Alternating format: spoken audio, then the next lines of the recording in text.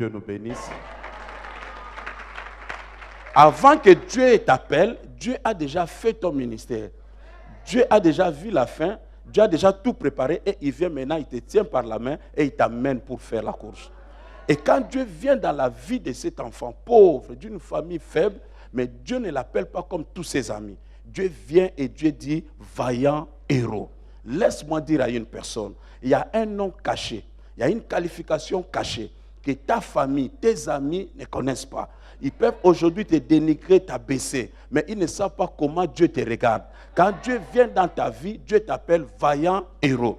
Un héros, c'est quelqu'un qui est allé en guerre, qui a démontré ses prouesses, et puis après, on peut maintenant le proclamer un héros. Lui, il ne s'est jamais déplacé, il n'a jamais fait la guerre, mais Dieu le proclame déjà vaillant héros. Je vais dire à une personne, avant que tu termines l'année, moi je peux déjà te dire ce qui va t'arriver.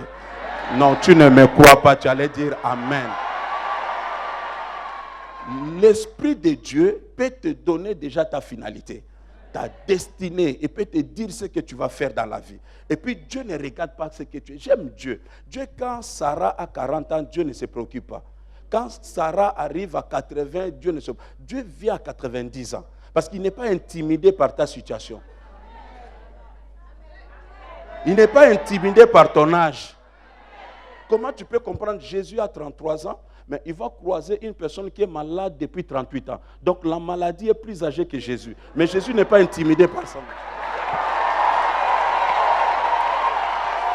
Dis à ton voisin, ça tiendra. Il n'est pas intimidé par ta situation. Ta situation ne m'effraie pas. Il y a un Dieu capable de rendre l'impossible possible. Tous ton voisin dit vaillant héros. Tu peux lui dire homme riche. Donne-lui tous les noms que tu veux.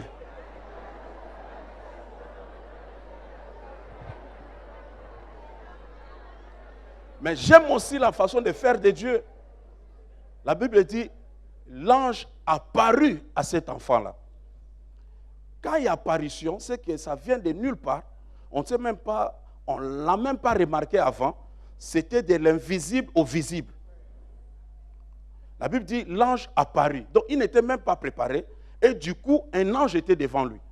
J'ai dit à une personne, le prophète a parlé, gloire à Dieu, mais maintenant c'est le temps de l'apparition. Il va apparaître. Il sortira de nulle part.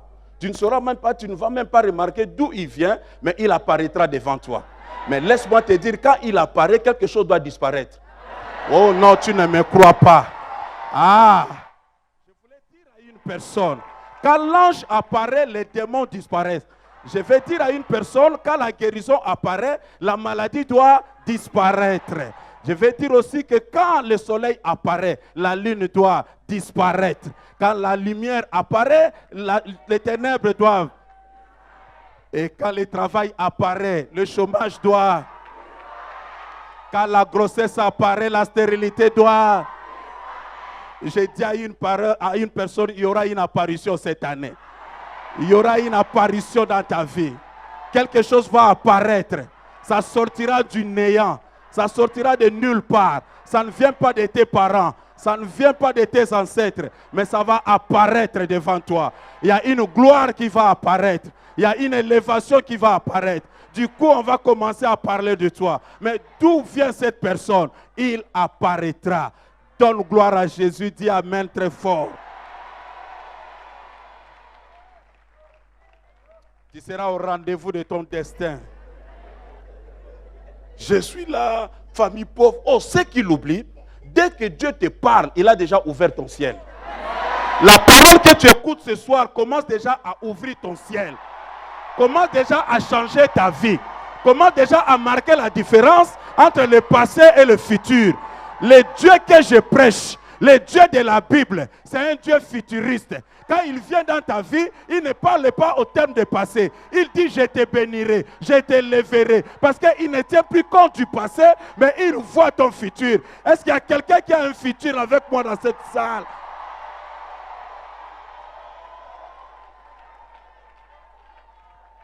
Tu as un futur.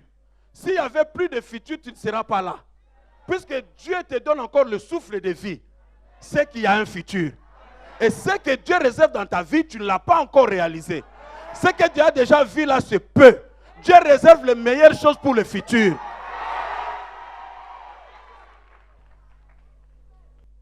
C'est comme cela que les personnes qui sont allées assister à la fête de Rachel sont rentrées vite et dire à tout le monde, Rachel s'est mariée. Trop pressé. Il faut attendre le matin. Qui sort de la maison, c'est Léa. Fausse information. Les gens qui ont été à la fête de noces sont partis dire à tout le monde, la fête n'était pas bonne parce qu'il n'y avait plus à boire. Fausse information. Il fallait attendre. Le meilleur arrivait après. J'ai dit le meilleur arrive après. Il y a quelqu'un qui t'a quitté avant le temps. Il y a quelqu'un qui t'a abandonné avant le temps. Il ne savait pas que le meilleur allait arriver. Il t'a abandonné dans l'année 2010, il t'a abandonné l'année 2012, mais il ne savait pas que l'année de la traversée, l'année glorieuse, 2014 devait arriver, où Dieu allait révéler ta vraie identité. Si tu crois, lève-toi et fais des bruits dans la salle.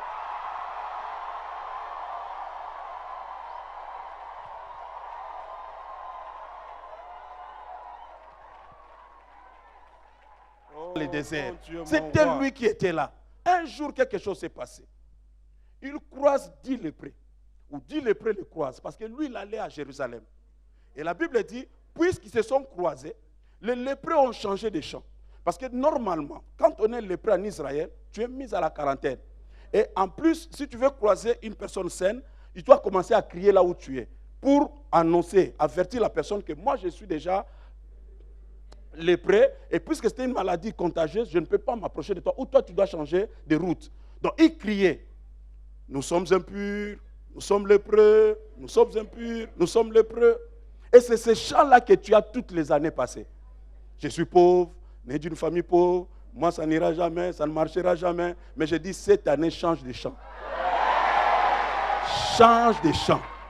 Ces hommes-là, malgré l'interdiction de croiser des personnes saines, ils voient Jésus, ils commencent à crier. Au lieu de chanter, nous sommes impurs, ils disent, fils de David, Jésus de Nazareth, sauve-nous. Ils ne pouvaient pas s'approcher de loin quand même. Sauve-nous, sauve-nous. Jésus les regarde de loin, il ne leur a même pas imposé les mains. Il va dire, allez vous présenter auprès des sacrificateurs. Mon peuple était dans des problèmes. Ils invoquaient mon nom et Dieu envoya sa parole. Dieu envoie la parole. Dès que tu écoutes cette parole, si tu es sensible, quelque chose t'arrive.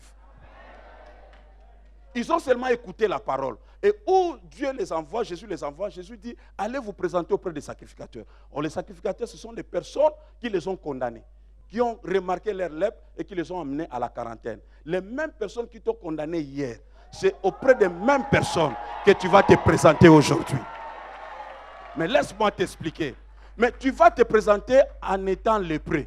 Or, le problème, tu dois te présenter déjà pur. C'est un risque d'entrer dans la ville avec la lèpre. Mais Jésus n'a pas touché. Ils n'étaient pas guéris. Mais Jésus dit, allez vous présenter. Et la Bible dit, ils ont cru à la parole, étant malades, mais ils ont quand même changé de direction. On ne restera plus à la quarantaine, on doit rentrer dans la ville. Laisse-moi dire à une personne, cette année tu rentreras dans ton établissement, tu rentreras dans ton mariage, tu rentreras dans ton poste de travail, tu rentreras dans ta gloire. Malgré la maladie, ils ont obéi à la parole. Mais qu'est-ce que la Bible me dit? La Bible dit, en marchant, en allant, ils ont constaté qu'ils étaient guéris. Tu sais ce qui va t'arriver cette année? En marchant, en allant, quelqu'un va remarquer. Tu ne me crois pas. Le mois de février va t'amener un miracle. Le mois de mars va t'amener un miracle.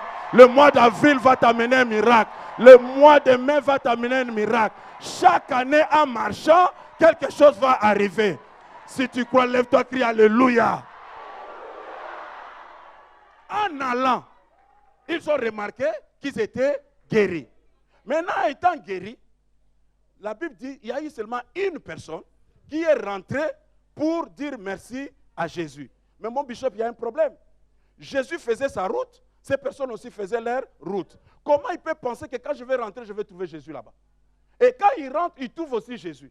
C'est qu'en réalité, quand Jésus leur avait dit, allez vous présenter, Jésus croyait déjà qu'ils seraient guéris et qu'ils allaient revenir pour me dire merci. Il les attendait. Tu ne me crois pas. J'ai dit, depuis que Dieu t'a fait du bien là, il t'attend. Et il attend ton offrande. Il attend la reconnaissance. Il attend que tu lui dises merci. Depuis que Dieu t'a fait du bien, il ne s'est plus déplacé. Dieu attend que tu reviennes. Est-ce que quelqu'un m'attend? Ne pas revenir pour dire merci, tu risques de perdre ta bénédiction. C'est pour cela qu'il y a eu des personnes qui ont reçu aussi des guérisons. Mais à la longue, c'est comme s'ils sont encore retombés, ils ont encore rejeté. Maman, le problème, c'est parce qu'ils n'ont pas donné gloire à Dieu. Le problème, c'est parce qu'ils n'ont pas témoigné leur guérison. Tout ce que Dieu fait dans nos vies, c'est pour un but. Le but, c'est de témoigner. Si Dieu va le faire dans ta vie, dis alléluia. Rien n'est impossible à Dieu. Faire ça la nuit, ce n'est pas un problème. Même dans la nuit des difficultés, pose des actes. Même dans la nuit des complications, continue de croire. Détruis les idoles de ta maison. Détruis le mauvais caractère de ta maison. Même si ça va te coûter que ça te coûte. Mais le matin, ils se poseront la question, qui a fait ça? Qui a changé des choses comme ça dans la famille? Qui a amené cette chose qui n'existait pas chez nous? Mais il y aura toujours une personne qui commence. Et moi, je crois que c'est toi qui seras le précurseur. C'est toi qui vas tracer le chemin. Laisse-moi dire à une personne que les générations futures puissent se reconnaître de toi. Comme la Bible cite aussi les héros de la Bible, on citera ton nom dans la famille. C'est à partir de tel que nous avions commencé à adorer le vrai Dieu. C'est à partir de telle personne. Non, non, non, non, non. Non, non, non. Moi, je vais ici. Je trouve qu'il y a des personnes ici qui vont marquer leur temps. Papa, j'ai dit, c'est toi qui vas commencer cela. C'est toi qui vas commencer cela.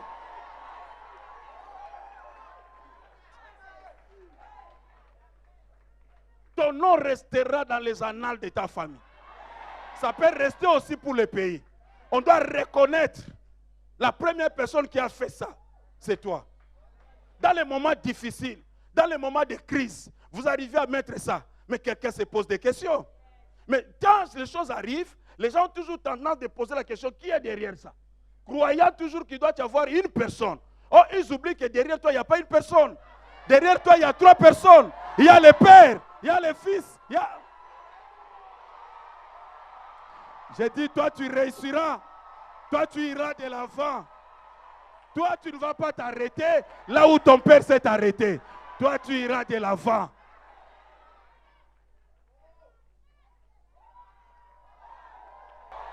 Écoutez-moi, ici je ne parle plus de Gédéon, je parle de toi. Gédéon est déjà passé, maintenant Dieu parle de toi.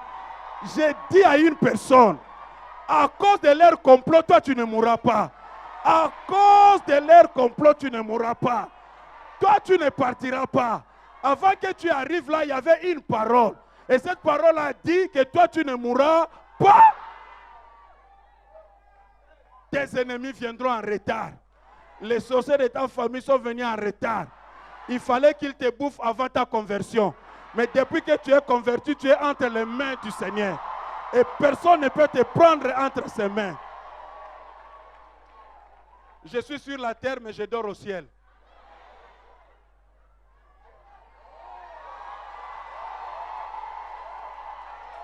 Mon Dieu, je ne sais pas aller ici ou bien aller là-bas.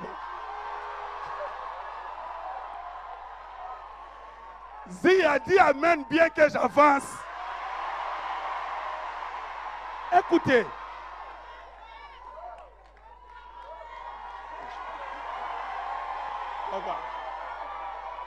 Quand Dieu appelle une personne, à cause de la mission qu'il a à faire dans ce pays, Dieu l'a déjà immunisé.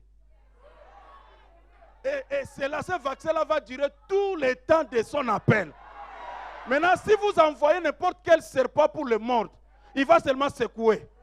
Vous allez vous attendre à sa mort, mais vous allez continuer à attendre qu'il continue de faire de grandes choses. Laisse-moi dire à une personne, tu ne mourras pas. Cette année, tu vivras la gloire de Dieu. Tu vivras ton mariage. Tu vivras ta maternité. Tu vivras ta gloire. Tu vas travailler dans un bureau. Tu vas rouler dans une bonne voiture. Toi aussi.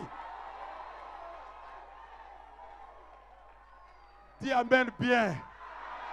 Un amen des vainqueurs. Amen des personnes qui ont un ciel ouvert.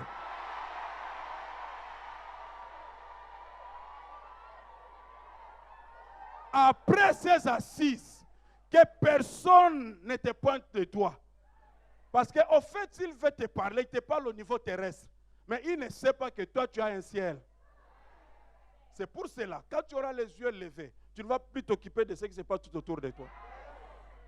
Dieu a dit, vous êtes mordus par le serpent, mais ne regardez pas. Regardez notre serpent. Oh, c'est difficile. Le premier réflexe de l'homme, c'est de regarder là où vient la douleur. Mais Dieu dit, ne regardez pas. Il y a des choses que tu vas minimiser cela cette année. Ils viendront pour t'attirer vers le bas. Ils viendront pour te rappeler le passé. Mais tu n'auras plus le temps de regarder. Nous aurons les yeux fixés vers le ciel. Les yeux fixés vers Jésus. Les yeux fixés vers notre objectif. Oh mon Dieu, mon roi. Que quelqu'un donne un amen de vainqueur.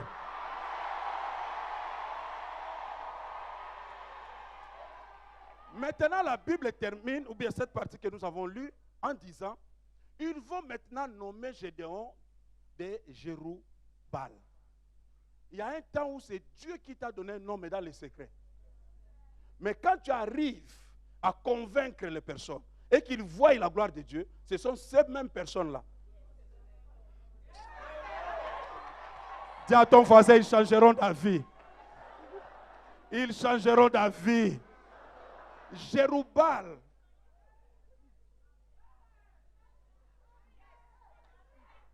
Que Baal puisse plaider lui-même.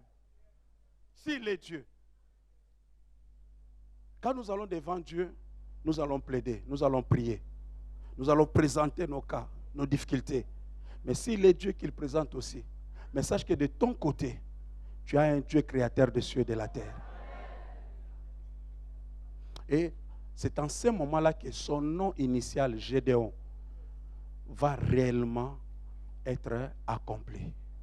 Pourquoi? Parce que Gédéon veut dire c'est lui qui abat. Mais sans l'intervention de Dieu, il ne pouvait pas abattre.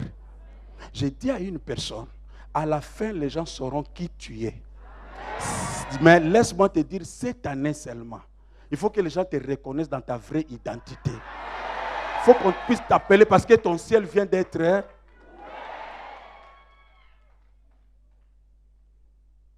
Et s'il y a eu des hôtels qui criaient contre toi, il y a un hôtel qui crie mieux. Là où ils ont dit célibat, le sang de Jésus crie Marie. Là où ils ont dit bassesse, le sang de Jésus crie élève. Là où ils ont dit chômage, le sang de Jésus crie. Là où ils ont dit que tu seras sous leurs pieds, le sang de Jésus dit tu seras là. Est-ce que tu crois à cela? Est-ce que quelqu'un croit que son ciel vient d'être ouvert? Lève-toi là où tu es, fais comme cela, fais comme cela, fais comme cela. Dis à ton voisin, ciel ouvert. Continue d'ouvrir ton ciel que je te dis ce qui va t'arriver. Homme de Dieu, que Dieu change ton ministère.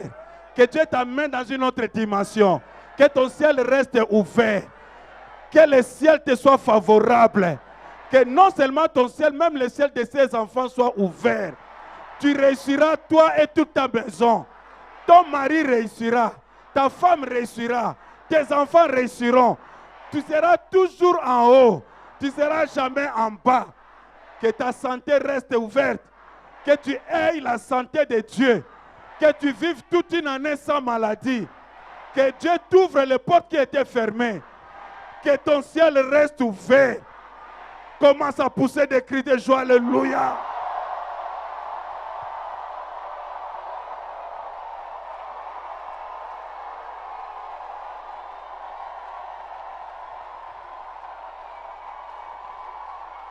Tu célèbres ton ciel ouvert.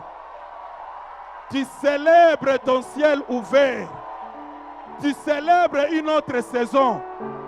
Tu célèbres un temps nouveau. Tu célèbres un temps où tu es en communion avec le ciel. Tu célèbres un temps nouveau. Tu célèbres un temps nouveau. Tu célèbres un temps nouveau. Maintenant, tu n'acclames plus pour ton voisin, mais tu acclames ton futur. Tu acclames ce que Dieu va faire avec toi. Tu acclames ce qui va t'arriver. Tu acclames ta gloire. Tu acclames ta gloire. Tu acclames ta gloire. Élevons nos mains, commençons à bénir ces grands dieux. Commence à bénir ces dieux vivants. Commence à bénir le Dieu créateur des cieux et de la terre. Alléluia.